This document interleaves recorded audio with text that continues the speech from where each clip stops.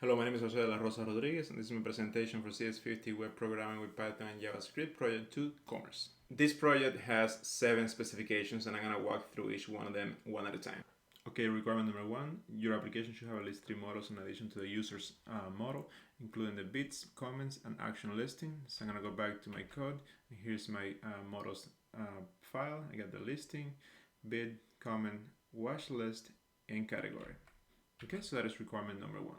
Okay, requirement number 2, users should be able to visit a page and create a new listing. They should be able to specify a title, description, a starting bid, and either a URL for an image or a category. So I'm gonna go to my page, I'm gonna hit the create listing link, and I'm gonna create a listing for 2 iPhones. The description is gonna be mint condition, and the starting bid is gonna be $400. Users are gonna be able to bid in $15 increments. The category is gonna be electronics, and the URL is gonna be this one. Hit create listing, and here's my new listing for the 2 iPhones. Okay, so that is requirement number 2.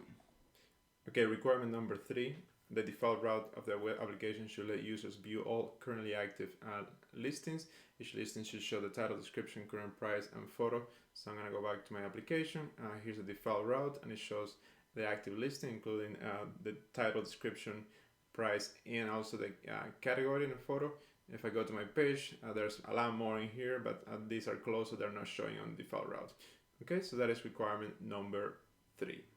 Okay, requirement number 4, clicking on a listing should take the user to that listing and see all the detail about the listing. So I'm gonna go back to my application, I'm gonna click on the first listing, and it goes to the page for that listing. It shows me all the detail that we saw before, plus other options and information about the listing.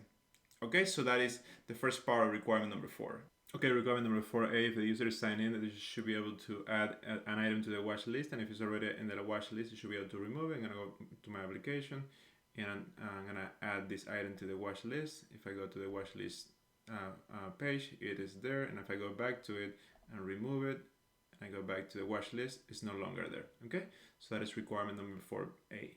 Okay, requirement number 4b, if the user is signed in, the user should be able to place a bid that's greater than the current bid, and if it's not, it should get an error message. So I'm gonna go back to my application, and this is a listing that I'm gonna try to put a $200 bid on it, and that's too small, so I get an error message. So if I try to play a $400 bid on it, it goes through and it tells me the current bid is $400. Okay, so that is requirement number 4b. Okay, requirement number 4c, if the user is signed in and it's the user who created the listing, should be able to close it, and the higher bidder will be the winner. So I'm gonna go back to my application. This was created by test user 1, so I cannot close it. I'm test user 5, so I'm gonna go back to all the listings, and I'm gonna go to this one that I created earlier, and I have the button to close it. Once I close it, it says that it's closed, and test user 1 won this listing. Okay, so that is this requirement number 4c. Okay, requirement number 4d, if the user is signed in and it's the user who won the auction, it should say so. So I went ahead and signed in as test user number 5, which I know was the one that placed the highest bid. So I went to the listing that I closed, and it says it's closed, but it also says that I have won this this auction. Okay, so that is requirement number 4d. Okay, requirement number 4e, if the user is signed in, should be able to add a comment and see other comments on the listing. So I'm gonna go back to this listing, and I delete the comments link here. I see prior comments from test user 4 and 5, and I'm gonna leave another one myself again. And this is test 1 and test 1, and I click submit, and now that comment has been added to the listing. Okay, so that is requirement number 4e. Okay, requirement number 5, users who are signed in should be able to go to the watch list page and see the listing that they have added, and go to those listings. I'm gonna go to the watch list, and it's showing the ones that I have added, and this one is closed. I'm gonna remove it, and if I go back, it is no longer on my watch list. Okay, so that is requirement number 5.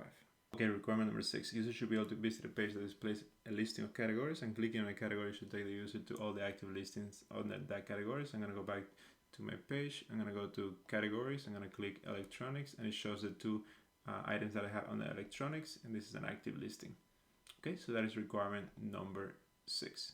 Okay, requirement number 7, via the Django admin interface, the site administrator should be able to view, add, edit, and delete listing comments and bits.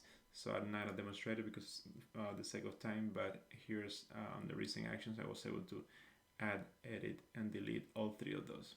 Okay, so that is requirement number 7. Thank you very much.